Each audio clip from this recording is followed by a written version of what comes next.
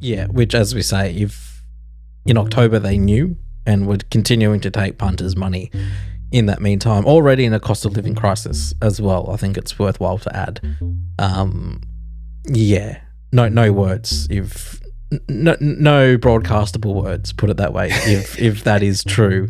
The Liquidator is probing into Peter Noble as well, who is the founder of Bluesfest, for transactions that seemed, quote, out of the ordinary, and all those investigations are ongoing. No one in here is doing anything illegal or bad. It's just expression coming from a community that the Christian faith has not been very kind to over the years as well. So, and a lot of these people, as it's been said, a lot of the queer community that may have been using this space or performing in this space come from backgrounds where they've had to grapple with, the faith that surrounded them or even the faith that they've been a part of, then being kind of weaponized against their own identity.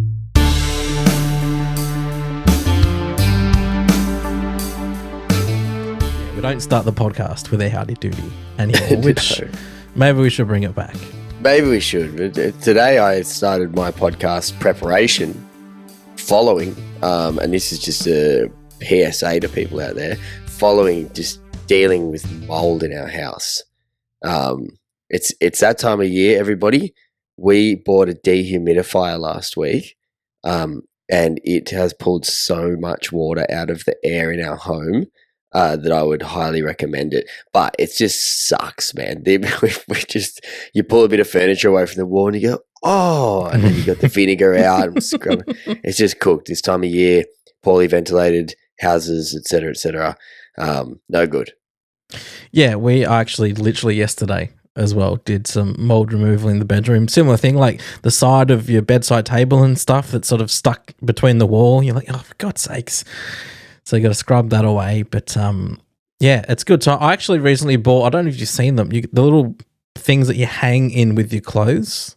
I have seen those. Yeah. Need those too. It's a bit gross how quickly they fill up with water, but they're pretty good too. So yes, probably a timely PSA. Yeah, if you're out there, I'd highly recommend a dehumidifier. They're not really cheap. Ours was like $400. So, but like in terms of the health benefit, it's significant. But so I understand it's a pretty expensive purchase. But if you can manage it, I would highly recommend one if you are dealing with that. Can I ask, you have split system aircons in your house, don't you? No, you don't. Yeah, because I've got a dry mode on my split system, which effectively it acts the same. It sucks the moisture out of the room, but there's no real way for me to measure it like you do with your dehumidifier. So I don't know how effective it actually is. I think they're pretty effective. I remember when we had the really humid summer, they were talking about this with the split systems. But yeah, this one's got like a full 20-litre water thing that catches all the water. So it's kind of, there's some weird satisfaction in emptying it. And there's like an app and it tells you the humidity and how much it's dropping and all this kind of stuff. So it's got me entertained. But yeah, for the health benefits, all that's just ending up kind of in your lungs and creating mold in your rooms if it's not there. And like some of our rooms are like 80-90% humidity, which is just crazy. It's like really high. Yeah, it feels gross, hey. Like I remember when we were renting in Kincumber, we had the pipe underneath the kitchen sink broke when no one except my wife's grandma was home. And so water was just gushing everywhere. Our room ended up being just covered in mold. Because I was working from home, because it was also still sort of during COVID, I would work in that room and I was just sick for like 6 months straight, just constantly coughing. And I think it was from just being in that room, which was, it wasn't like covered in black mold, but you knew there was it was damp and there was a bit of mold around. And just for a few hours, of a morning sitting in that room before I moved elsewhere, I could certainly notice those benefits, the health impacts of being in that room for, like I said, just a few hours. Yeah, it's nuts. It's nuts how much it can mess you up. There's we will get to music news stories, I promise, but it's called chronic inflammatory response syndrome. Look it up. They reckon it affects 1/3 of people, and it's caused by mold, and it can manifest in so many different ways. And it's just from inhaling mold spores effectively. Cause inflammation all around the body, can cause mental health issues, everything. So that's our homebrewed PSA for you. Deal with your mold, deal with the moisture if you can. And just one more quick side note. I love the Spider-Man meme where there's like 3 Spider-Men pointing at each other, the cartoon meme, which they then reenacted in the films. I love the meme, and it's like my granddad with lead poisoning, my dad with I can't remember what it is, and then it's like me with microplastics. It's just we've all got something which we all thought was good, or didn't realize the harm at the time. Yep. Yeah, we're all cooked, unfortunately. But we are coming to you with the music news for this week. We're going to bring you a couple of updates, and then if we get time, we've got another story for you as well. But asbestos, I've just remembered. Yes. I think it's, yes, my granddad with lead poisoning, my dad with asbestos, me with microplastics. Everybody wins. But yeah, as I mentioned, we have a couple of updates of stories that we've brought to you so far in the year. One, which we brought to you in the last music news, so apologies. We are trying to be conscious of like not going too all in on this AI stuff, but when there's an update that's relevant to what we've just been speaking about, we kind of don't really have a choice. It's our journalistic integrity demands that we must bring you the fact that not long after we dropped our last music news, and no doubt because of the pressure of Homebrewed, which we've been applying, naturally, the Prime Minister of the country got up and went, all right, these boys have been banging on a while. They seem to be getting some people riled up. We're getting some comments, getting some good engagement. We better sort this out. So you're welcome, Australia. But Albo has given a major speech on AI in Sydney last week at time of recording, and probably the time that you're going to listen to this. In that speech, he addressed a lot of the creative concerns that we brought to you in the last music news, the reason that the creatives had all gone down to Canberra, the kind of fear that there was this kind of looming threat to copyright protections despite the assurances that had been given by the government over the last kind of 9 months or so. But he also went a lot further and kind of announced maybe what the government's thinking and planning to do when it comes to managing AI generally moving forward, which was good to see, I would say heartening. Cam, you did a reel on our socials about this announcement or speech after it was made. Was that the feeling that you were kind of left with after diving into it? Yeah, it's sort of, similar to you, I think, where it's a positive step that they've gone ahead and they've actually addressed it, and they've sort of recognizing the challenges and the concerns. But really the devil will be in the details, and we still have a way to go before it's all finalized. It's early next year before it will become legislation. So there's still a lot of time in between now and then for things to change. But the fact that he, made a speech to address it, to, I think our concerns with the data centers that we spoke about, we were talking about how much water and energy they use, and we're already a drought-ridden country, and energy security is already a problem. Albo saying that they would need to sort of limit how much water they use, and they also need to pretty much supply their own power. Like, they can't rely on the grid to power these data centers. They need to sort of supply their own, which was good. The creation of the Office of AI, which is within the Department of the Prime Minister and Cabinet, that in itself, again, we'll have to just wait and see what that means. But the actual, the copyright protections, he certainly spoke some strong words in relation to it. It was a strong statement. Let me be crystal clear, not everything produced in Australia is up for grabs, is what he said, and said that the legislation will spell out plain as day the copyright protections, which, if that is the case, I think will be good. But we still don't really know a lot of those details. But in summary, I suppose it was encouraging that he held the press conference and seems to be making a stand, but we'll just have to wait and see. Yeah, that we will. The positive, I suppose, is, God, you'd look like a bit of a numpty if you, particularly the stuff about the copyrights, if you said these things in the speech and gave this like really robust reassurance of Australian copyright, and then went and struck some kind of deal. But, you never know with politicians. Well, as we said last time, the lobbying power and really money that these AI companies will have. But like you said, everyone who, from the Prime Minister himself to Tim Ayres, the Minister, they all seem to be, and even the Arts Minister as well, they all seem to be quite robust in their defence of copyright and, our right to, have our music not be stolen. Yes. Yeah, 100%. So, little quick summary of some of the things were announced. Cam made reference to some of them before. There's going to be that Office of AI that's set up within the PM's office, which is, according to Albanese, that's going to be a world first. Like, how much difference that makes when it comes from the PM's office, I don't know. That might just be to make it look, a bit more serious. Well, just quickly on that note, the under 16 social media ban was also a world first, and we've seen the UK governments and other governments around the world talking about legislating it as well. So this could be a positive step if we do something first and it seems somewhat successful. Maybe, other governments around the world could follow suit, and then we can actually have a strong collective push against AI and theft. Yeah, hopefully. And we do look to be seeing better coordination flagged, I suppose. Like, part of the criticisms we had former frontbencher Ed Husick, who was working on this policy, which we mentioned before, which was all about having like these mandatory guardrails, dedicated AI legislation, dedicated AI office, and all of that got kind of scrapped in favor of kind of shoehorning AI regulation into existing laws and making, this department deal with it over here and this department deal with it over there. It seems to be, I would say, them walking back on some of that approach, which was announced in the National AI Plan released at the end of last year.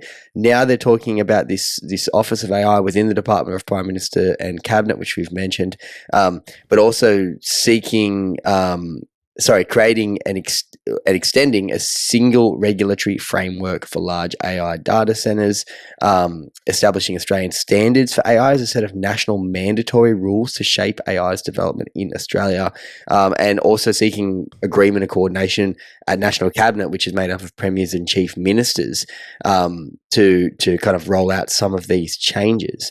So that seems a lot more kind of coordinated and linked, and there's the point about a national standards for AI, which are mandatory rules. Like, that's starting to sound a bit more like what Ed Husick was suggesting with these mandatory guardrails, which seemed like a common sense option, a much better option than kind of what came through in that AI plan at the end of last year. So yeah, it's walking back, I suppose, from the outside looks that way, but I'm happy for the walk back to have happened, in favor of this. And you have to say, like, I'm sure there's a lot of coming to our senses that's happened within government, but the sustained pressure of the arts community for that particular issue, but from the general community and the general Australian response to AI has led to this, which is great. Like, it's great that community concerns have actually, led to something. I did see somewhere that we're actually one of the least trusting nations in the world when it comes to AI, which is a funny Australian tidbit. I don't know what makes us particularly less trusting, but that was the case. So it's maybe that all that distrust has led to some, more robust laws and frameworks coming in. Yeah, I wonder if that's also because, like, if you just go to your AI and say, what are the top news stories of the day, it'll very rarely give you Australian news. So maybe because a lot of it is, American-centric, we just don't have that inherent trust in it, potentially. And I don't mean, because it's American, it's not trustworthy. I just mean you're asking for something that you think's relevant to you, but the AI thinks, based on their American data, that, you don't connect with it perhaps in the same way. Or maybe it's just because a lot of, rural and regional communities, they are proper communities, they rely on each other for, maybe it's an old thing, it doesn't happen anymore, but, you're out of butter or milk, so you knock on the neighbour's door and help, give each other a hand. That seems to be fairly embedded in Australian culture. I don't know if it is in other countries as well. So maybe we just have a much more human trust and connection, which makes us more untrusting of AI. I don't know, but it is interesting to note that. And this, establish Australian standards for AI as a set of national mandatory rules. That will be interesting how they define Australian standards, and how that may differ to, say, the UK or the US, for example. And that's where your comment about the devil's in the detail will absolutely ring true. We're going to have to wait and see. Legislation that's going to enact a lot of these changes won't be brought forward until early next year, which does leave a bit of a gap. I mean, obviously it's going to take time to develop this legislation and it needs to be done right. So I'm not, necessarily opposed with it taking time, although regular listeners would know my view and our view on this is that these steps should have been taken years ago. But anyway, that's what I mean. Like, a lot of this work could have already been done. Yes. For the first 6 months of the, and I'm not saying it hasn't, but we should be at this point where we're ready to legislate it. Yes, it should have been done years ago, genuinely years ago. But maybe, as you say, if it was done years ago, maybe some of the provisions wouldn't have been made because they didn't see the need for mandatory rules or something which, as a result of a lot of lobbying in Canberra from the arts community, as you say, has sort of forced the government's hand to create a few more provisions and protections, which may not have been there if it was legislated a year or so ago. Yeah, which I suppose we are going to have the benefit of relevant context in informing this legislation. But that's going to come through next year, which does leave this gap that is kind of concerning. But some other key points. We won't spend too much time on the data centers. That was just a personal gripe we had that we pursued in the last episode. But they are looking at power commitments. So data centers have to underwrite new power supply, pay for grid connections, and aim to be generators rather than users. Renewable generation for energy resilience, water rules, etc. The big one that's most relevant for our audience is strengthening of copyright and artist protection rules so that Australian artists and rights holders will be able to retain control over their work and not use it to train AI without their consent or control. There's a whole lot else going on in terms of national security and more AI development that's being pushed to happen in Australia.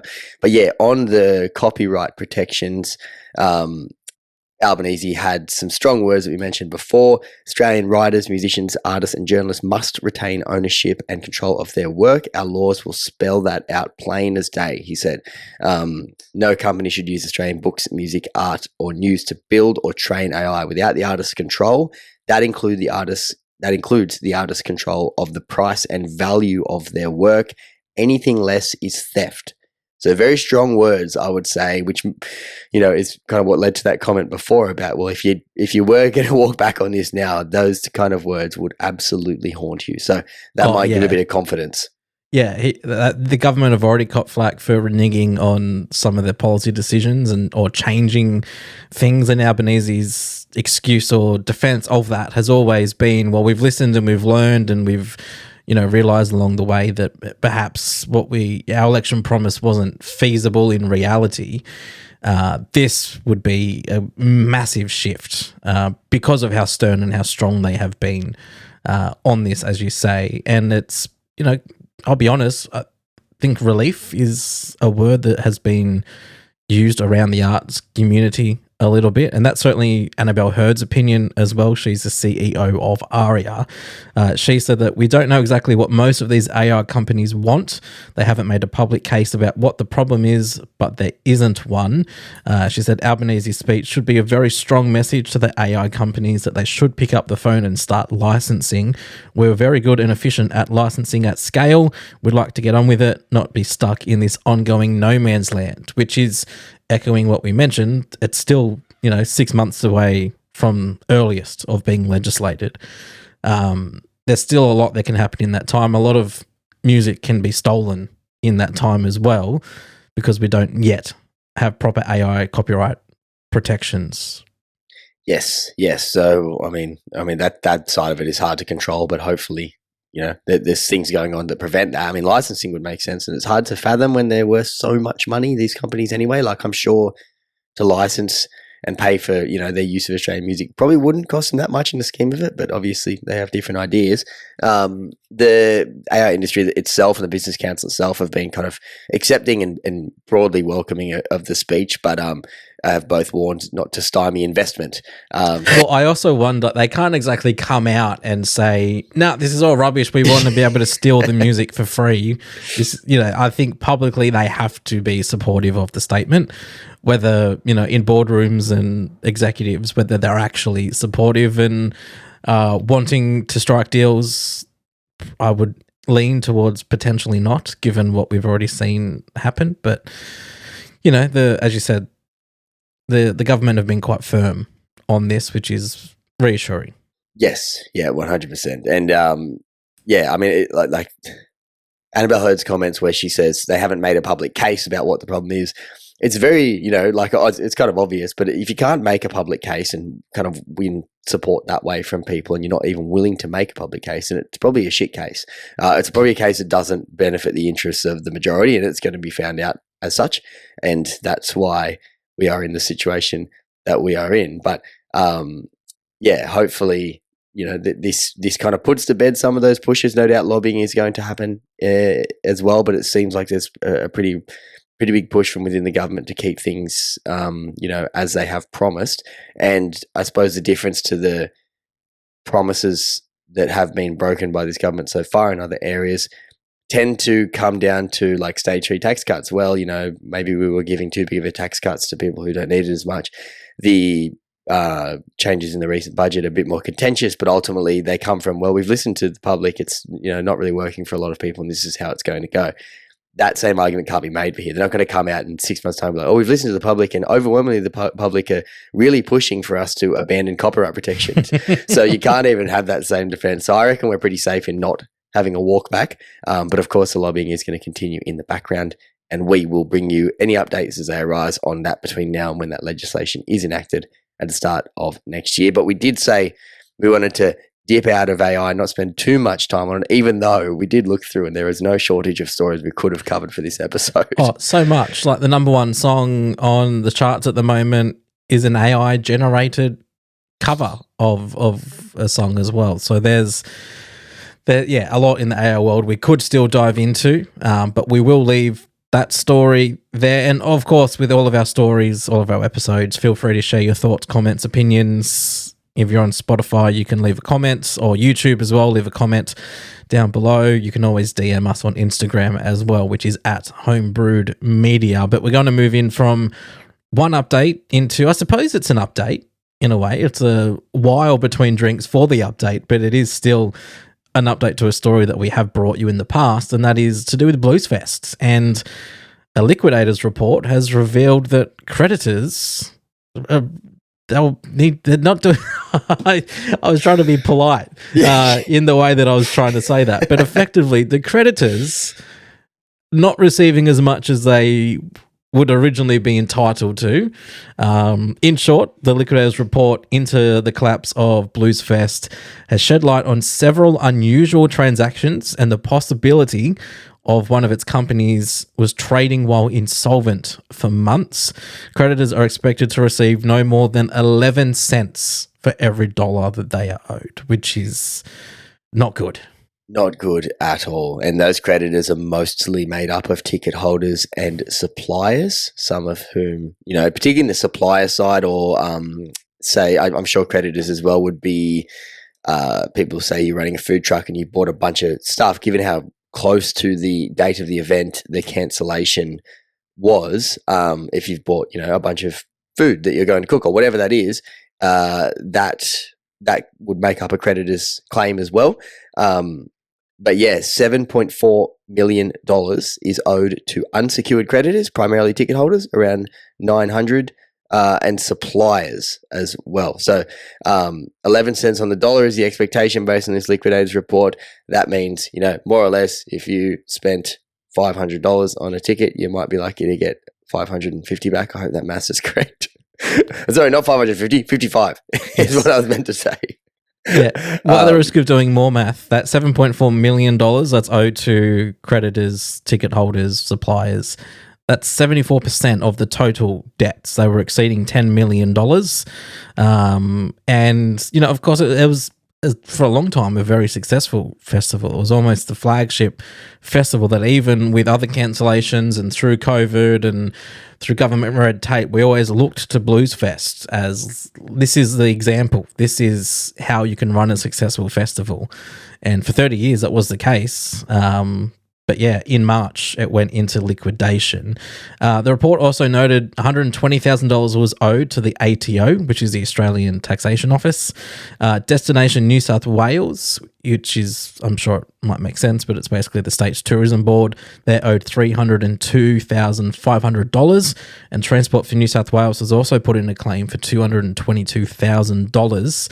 Wonder if Richie Benno was behind that. Choo for choo choo. Anyway, that's a cricket joke. Thank you very much. Took me a minute, but I got there. Yes. Yeah, okay. That one's for Ango. Ango will love that joke. If he's listening, Ango, that's for you. Yeah, sure, it's Ango. The Destination New South Wales, so all of the government ones are interesting. Destination New South Wales grant is very interesting because we spoke the claim is interesting because we spoke in the initial story about this, that the festival had received a number of grants worth hundreds of thousands of dollars from Destination New South Wales and the state government or federal government, I can't remember which, in another form.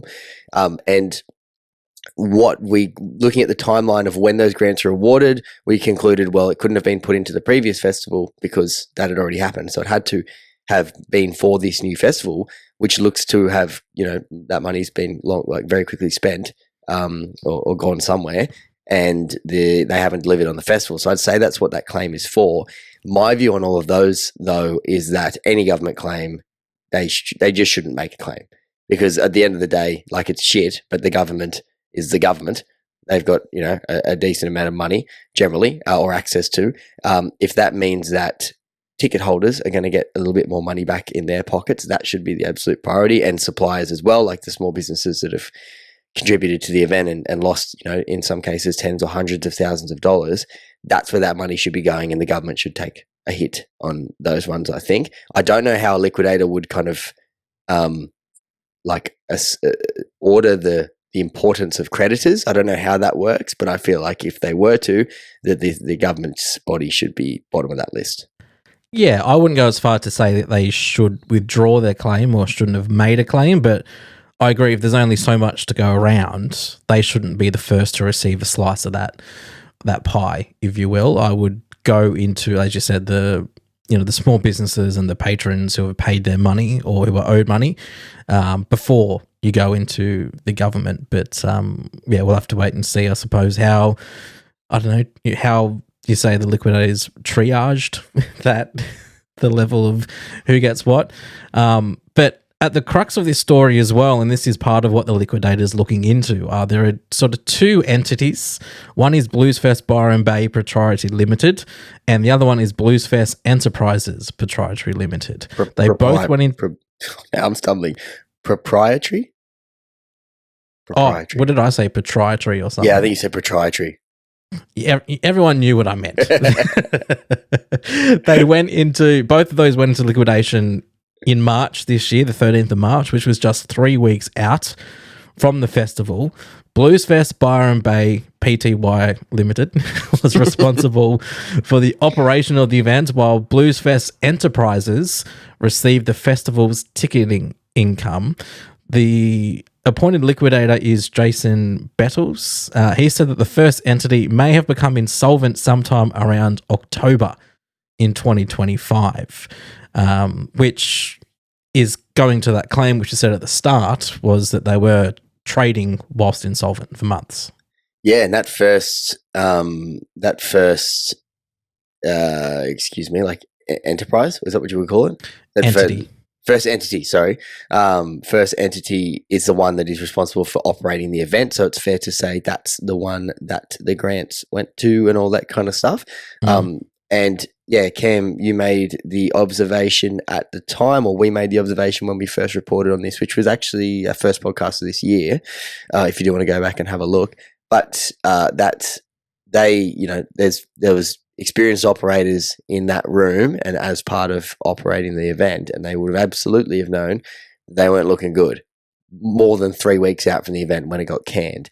And if this is, correct, if it turns out to be correct, as the liquidator is suggesting, that they knew in October, that's a good 5 months prior, how many tickets went on to be sold after that, how much more money was spent on the parts of everybody else involved that's lost money that didn't have to be in that time. You could excuse it. You can't excuse it, but you could make the excuse that, perhaps they were, thinking they could right the ship, and, if we just do a bit of this and a bit of that, we'll be right. We'll get the event ahead. And it was that faith and that hope. But at the end of the day, that was an irresponsible decision if that was the case, and that's the best case scenario. The worst case scenario is they knew, they let the money keep rolling in, to get what they could out of it, and then they've phoenixed the companies on the eve of the event.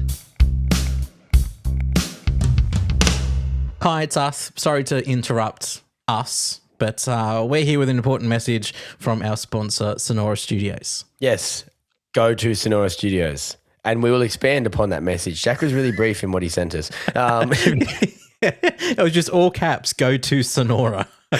Well, take that advice if you want, but if you are a musician or a music producer and you're looking for a space to record your work or record the work of others or work out of, we would like to highly recommend Sonora Studios in Tuggerah for you to do that. It's a fantastic space curated by Jack Negro, very welcoming, unreal place to record out of, at least for podcasts, but we know based on all the musicians we spoke to that it's fantastic for music as well. It's got everything, a very well designed, well thought out place with some of literally the best producers in the country and some of the best bands in the country frequenting it. So do check out Sonora Studios if that is what you're looking for.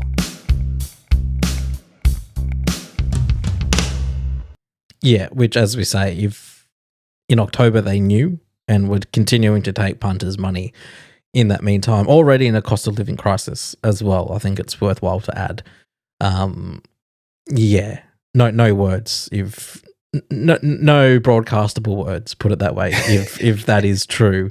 The Liquidator is probing into Peter Noble as well, who is the founder of Bluesfest, for transactions that seemed, quote, out of the ordinary. And all those investigations are ongoing. But Peter Noble said in a statement to the ABC via his lawyers that he was cooperating with the Liquidator, that he had acted properly at all times, and expects that in due course the Liquidator will be of the same opinion. However, the Liquidator noted some of those unusual payments in the months and weeks leading up to the festival's demise. They involved a rental agreement between companies and festival venue, which is a farm in Tyagra that Mr. Noble owns, or Tyagra. Oh, apologies, I don't know how to pronounce that town, but Eamon, not going to save me. Very good. All I was going to say is it's not Tuggerah. I know that much. It's not Tuggerah. It's not Although Tuggerah. at a quick I think glance, Tyagra is fair. I think that's good what you did. Tyagra. Yeah. The Liquidator noted payments were made to the farm that were sporadic and did not consistently match the invoiced amounts. And although the festival's rental agreement had expired in January last year, the Liquidator wrote that less than 2 weeks before he was appointed, Bluesfest Byron Bay paid more than $300,000 in payments, which were marked as rent.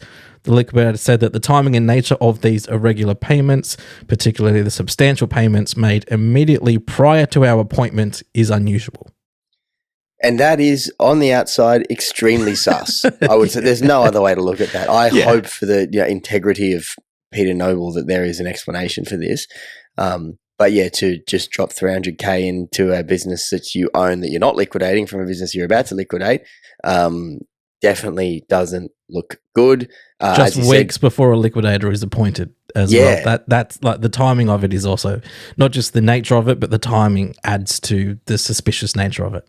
And that, like as we mentioned before, if they knew they were in trouble 5 months out, continued to collect payments, and then with those payments, then took that money, dumped it into another business owned, it's not looking good. And unfortunately, if we're to speak of character here, there's been a lot that's come out via some good reporting in the Australian since the demise of the festival that hasn't painted Peter Noble in a particularly good light. Of course, he denies the allegations, and we'll stress that. But allegations of long-term, bullying and harassment and those kind of things, poor management style, that kind of workplace toxic environment, all of that came out. A lot of allegations to that end came out pretty much as soon as the announcement of the event not going ahead. This is a man who was kind of seen as, at least from our perspective, and perhaps people insiders definitely would have known, but we kind of, and a lot of the music community in the country saw Peter Noble as a bit of a legend. He'd kind of weathered the storm. He'd taken governments to task when they needed to. He'd run a successful event in some really difficult times, but what's come out subsequently doesn't make him look as good as at least we had thought previously. Well, he was an OAM. He received an Order of Australia medal for his contributions to Australian music. So I think he was rightly championed by a lot in the scene for that. But as you say, since the festival cancelling, there's been a bit come out, some allegations towards Peter Noble. So, yeah, we'll wait and see. As I said, some of these reports by the Liquidator are still ongoing. The Liquidator also examined a labour hire business, also controlled by Peter Noble, which was paid large bulk amounts in the 2 weeks before Bluesfest collapsed. The payments totaled more than $500,000 and were marked as wages or transfer, but had, quote, no supporting documentation. So just another little bit of fund transfer a few weeks out, which strike us as suspicious. So between the two amounts there, that one to the farm that he also owned and one to a labour hire business that he controlled, that's over $800,000 worth of payments in the weeks prior that have left the holdings of the companies that were about to be liquidated. It's really hard to make that look good. Like objectively, that just looks bad. Even I just struggle to see, and not only that, no supporting documentation for those. So presumably no agreements, no contracts, no invoices, not much of a trail as to kind of why that amount of money has been paid. It's really hard to think the best or think, there's an explanation for this. And, as we mentioned before, when you see the list of creditors and the majority of those are people to whom this loss is significant, whether you're a punter and you lost $500-$700 on tickets or more, or whether you're a small business owner who was looking to operate their, whatever their operation is, whether it's set up or administering the event, these are, amounts of money that can be very, very, very damaging. And to see that happening would be an absolute slap in the face. Again, hopefully there's an explanation for them, but it really doesn't look good. Yeah, and like we said at the top too, creditors are only expected to receive no more than 11 cents for every dollar that they are owed. All the while, $800,000 has been transferred weeks before the festival goes into liquidation. So you can certainly understand why the liquidator is probing and looking into this, because from the outside, which is, again, we'll stress that's where we are. We are on the outside. We're just reporting what has been reported. It does certainly appear that these transfers taking place weeks beforehand are suspicious, to say the least. And that's why a liquidator has been appointed and why they are probing into this. Yes, indeed. So as we mentioned before, we'll give you updates on that as they come to pass. There no doubt will be more on this, more to be said about this once the liquidators, probe deeper and finalise their work. So we will keep you updated on that. Overall, just extremely disappointing. I think, from a number of different angles, it is a very, very disappointing situation that has happened. And if you are affected, we are sorry that that's happened to you. Again, as Cam mentioned before, if you do have things to say about that, let us know, get in contact. We'd love to hear perspectives from people who were affected. So yeah, hit us up on all the social medias, etc. We also have a Patreon if you are interested in engaging. You can do so for free on our Patreon, but if you are interested in supporting us, a couple bucks a month, it all makes a difference. Feel free to do that. Patreon.com/Homebrewed Media is the place to find us. And while we've got kind of in the middle, we have one more story that we should be able to quickly get through today. But we put a call out on our socials last week. Yes, that is still correct. I'm just remembering when this will be released last week. Basically asking if anybody would be interested in writing on our website. So we have a website. It's called homebrewed.au if you want to find it. On that, we have a blog which we contribute to. And we've kind of changed how we do the blog a little bit. And what we were wanting is to see if there were people out there who might be interested in sharing their perspectives on Australian music. Can be local to your area, or it can be, nationwide, and publishing it on our website. Now, we can't offer you any money because we're yet to make any money off Homebrewed, but we can offer you, a good bit of visibility and reach via our socials and our website. So if that is something you're interested in, we have had a good response already. Please feel free to reach out. We'd love to have more than just our perspectives represented, because as Cam and I are both 30 or thereabouts men, we have our perspective on, the music industry in Australia and in our own areas, and that isn't necessarily, a full representation of what's going on. So we'd love to have some more diversity in kind of what we're reporting and what we're putting out there. If you are interested, let us know. Contact us via our social media or our website if you are interested. But we will kick on to the next story. I'll just add onto that whether you want to be a music journalist, maybe you want to get a start in that field, or you just have some thoughts or opinions that you really just want to write down and put somewhere, we can sort of help you publish it and be part of a portfolio. When, we'll obviously have to check it for legal purposes or whatever else, but we're not going to, outside of that, we're not going to try and censor you or tell you what you can and can't write. It's sort of, if you have a thought or an opinion or a feeling and you want to write about it and you want to put it on our website, we're just offering that platform to you. No formal program or anything like that. Maybe down the line we can work on something like that, but that's what we're offering at the moment. If you're interested, as Eamon said, get in touch. But maybe particularly around this next story as well, there were a lot of strong thoughts and opinions and feelings, but it's, again, us sort of, in terms of, I suppose, culturally or whatever else, we're a little bit on the outside of it. So someone who is certainly, as part of the LGBTQIA plus community, if you're part of that, then this would be a perfect sort of platform for you to be able to share your thoughts or feelings on it as perhaps more of a voice of authority than what Eamon or myself are to this story.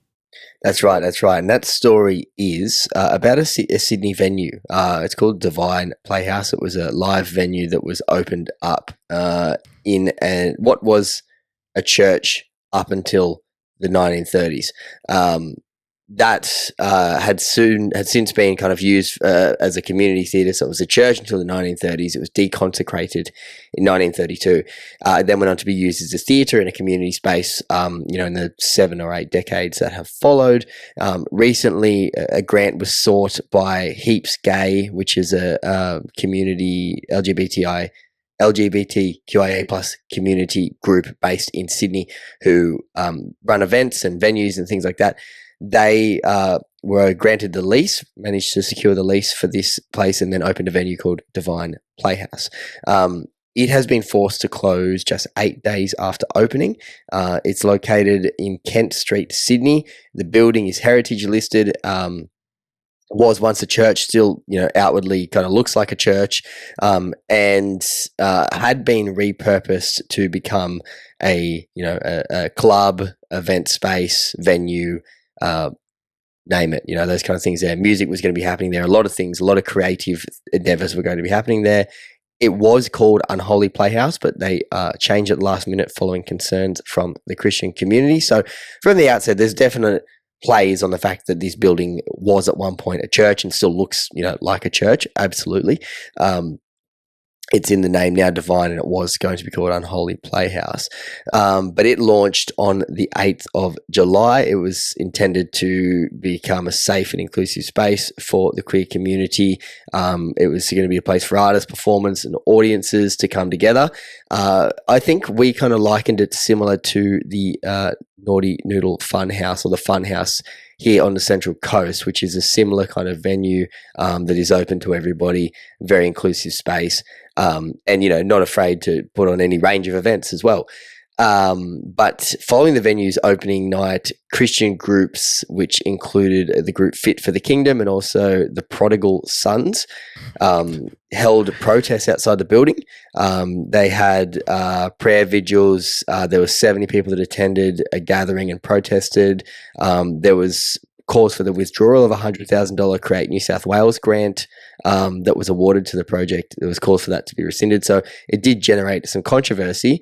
And as a result of that controversy, the landlord of that venue has they've pulled the operation of Heaps Gay temporarily and basically asked them to cease engaging in offensive trade.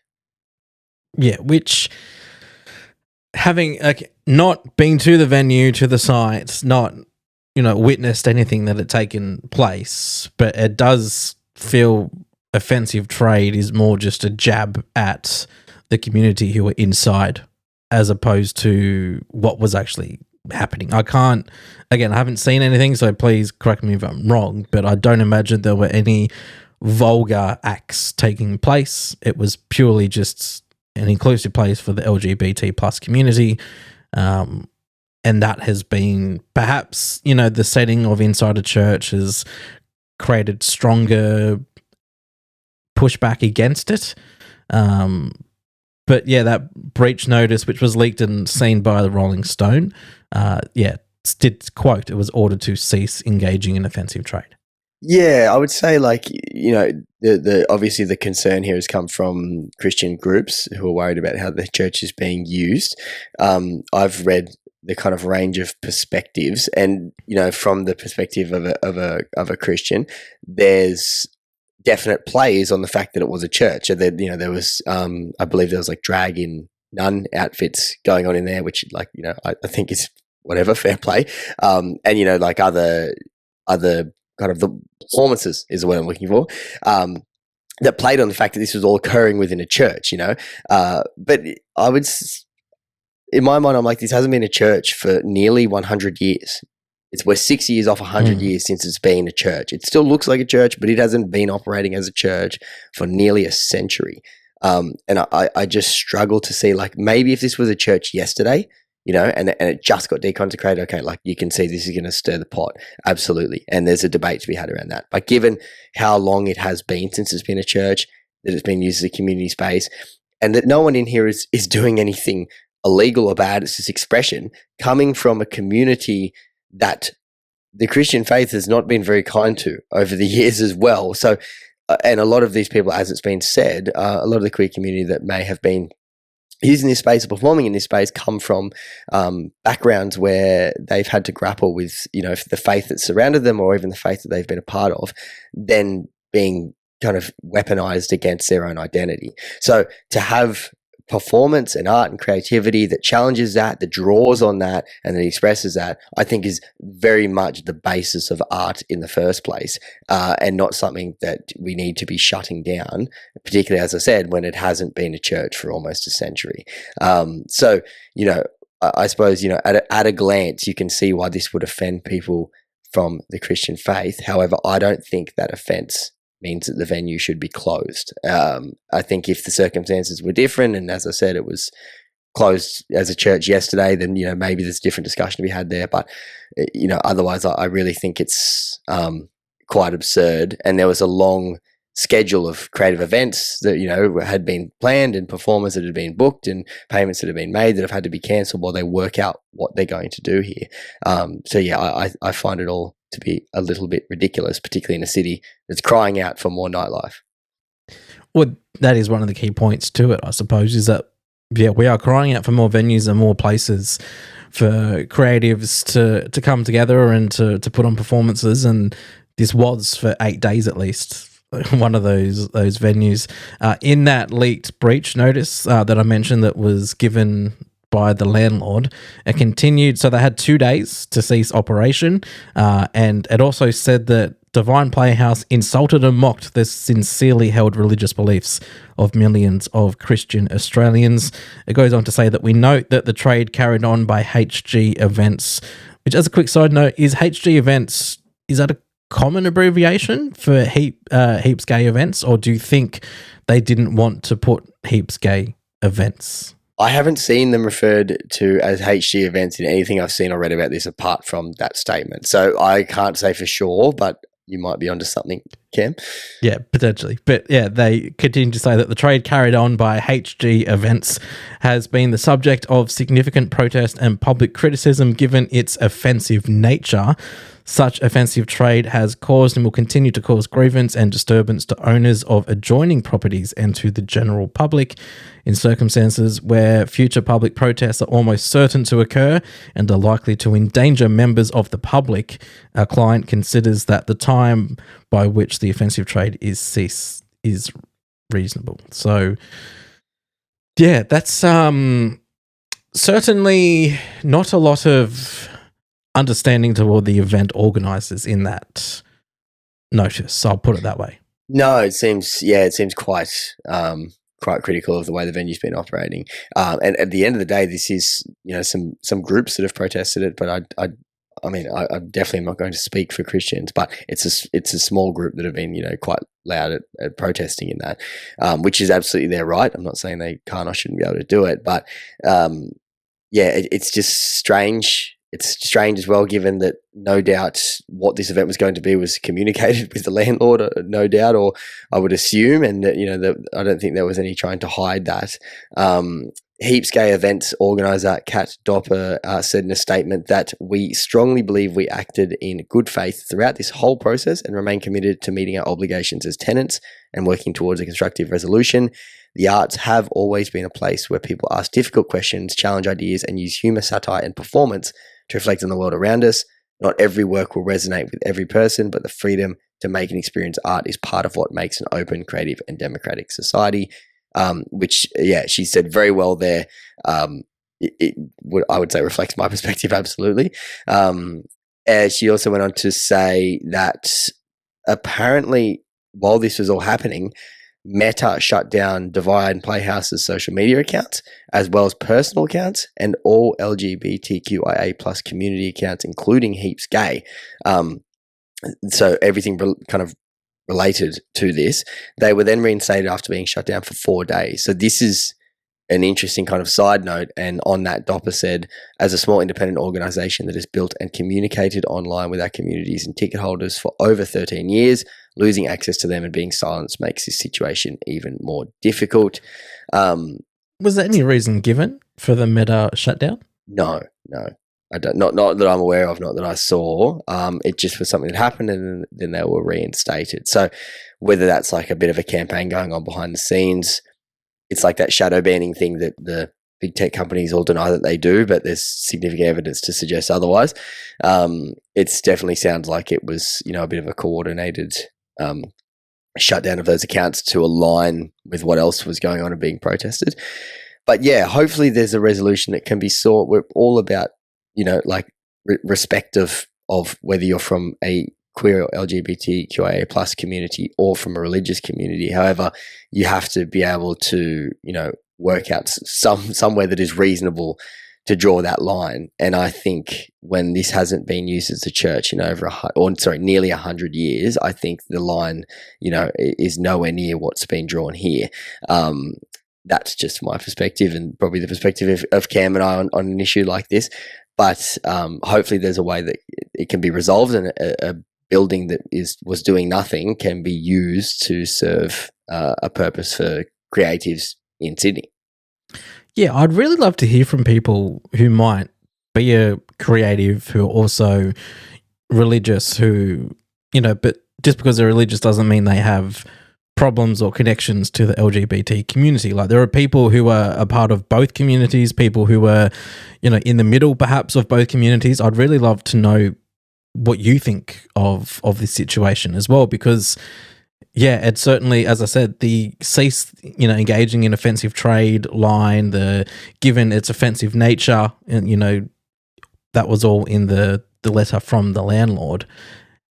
I don't see from the outside the offensive trade or the offensive nature of what was happening inside that venue. As you said, perhaps the, unholy playhouse wording was perhaps a little bit on the nose. But as you said, it feels part of, maybe that was their way of paying ode to the venue as well. If they thought if we could make a pun out of it, if we could incorporate it into our new business, that's us sort of recognizing what was here whilst, pressing forward and sort of revigorating what is now on the inside. I don't know, but it certainly feels, I'll put it as perhaps an overreach in my side from what the landlord's statement was, the quote, preemptive action to cease trade, engaging in offensive trade, feels like an overreach given from what I know. If I find, I won't do a federal government and completely backflip on what I've said publicly, but if I find evidence to the contrary, then perhaps my opinion will change. But certainly from the outside, just existing as an LGBT plus venue, putting on events is not offensive and should not be shut down for those purposes. No, and even I think even we should be free to comment on religion. We should be free to comment on anything, and that involves the freedom to make performance and art that probes and at times criticizes institutions and all types of things. And that's kind of what we see culture and art and humor doing regularly all the time to all different things. I don't think there should be exemptions. Obviously, it must be respectful and completely, we have, standards of decency that most people are aware of. And that's why I said, had it been, a very recently operating church, yeah, maybe I can understand, give it a bit of time. But given the distance between when it operated as a religious building and what it has become now, I just struggle to see why that can't take place in there. As I said, nothing illegal was going on. There was no hate speech. There was nothing of that nature happening in there. There was no inciting of, violence or strong anti-religious sentiment. It was, performances and things like that drew on iconography and symbolism from religion, but, weren't seeking to destroy it.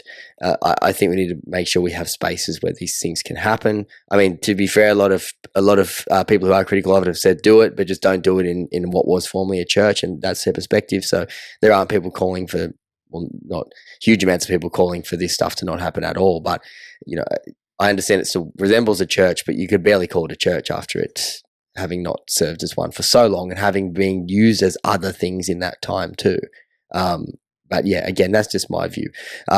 So we would love to hear, as you said, Cam, perspectives from people across that spectrum. And ultimately, we'd love to see a resolution worked out with this venue so that Sydney can get another venue. Yeah, and also just to push further, I suppose, on a point you made before, this is what art does, right? It asks questions. It can be provocative, but it's all, I often reflect. I saw, it was years ago, saw a play. It was at the Wild Art House. It was called Worm Farming, and on the surface it was about a worm farmer, but in reality it was a play about immigration, and it was a dark comedy. And as that genre often does, it does ask thought-provoking questions. It pushes boundaries, but at the end of the day, that is the role of that art form, is to push boundaries, ask questions, make you reflect on things, and maybe start conversations that you might not have started as well. Like it's a great way to engage people in that topic of conversation, and perhaps that's something that this venue was also trying to do, had it been given enough time to try to do it. Yeah, absolutely. So we'll keep an eye on what happens there, but again, we'd love to hear your thoughts, and as you said, Cam, this is what art is supposed to do, so we shouldn't be trying to stifle that, I don't think. But let us know what you think. We are going to wrap it up here for this week's music news. Quite a range of stories, as we often do. We will be back next week. We'll have an interview with an artist coming your way. But in the meantime, you can catch us on social media, Homebrewed Media. And again, we have a Patreon, Homebrewed Media. Find us. See you next week. Bye.